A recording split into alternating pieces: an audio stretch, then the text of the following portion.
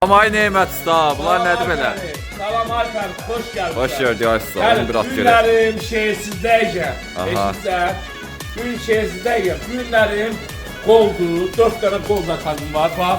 Tersine bak, 4 tane kol zakazım var. Bak. Tersine bak.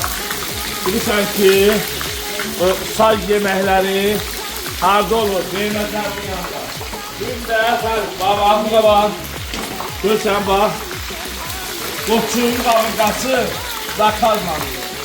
Zakaz verirlər ki, 5 qoçuda davulsa. Buna bak, görsən, buna bak, qoçun qalıqası qalmır, değil mi, bak. Görsən, basan, bunun rengine bak, bak. Hani, sen bilirsən ki, bunu pişirən oğlan, çıksın Neymət əminin qabağına. Onu bil. Bak. Bak. Kuzunun ağatı. Daha dokument deyirik de. Bak. Daha dokument. Bu kalmır. Daha bir de dayanmır. Üye sadece böyükmüşəm. Bak. Buna bak. Bak. Bilirsən ki, keyfiyyət hardadır. Neymət əminin yanında. Bak. Qazan yeməklərimizə bak. Bak. Buna bak atam.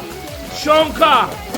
Buna bak, ördek, bak, ördeğe bak, diğer şurdiye bak, şiralı maça, bak, şiralı dana, bak, uzunun boynuna bak, lokum, bak, çapiş, harda var böyle çapiş, bak, buna bak, kısa verilmiş, buna bak, gazın çırpması, şiralı korur, harda?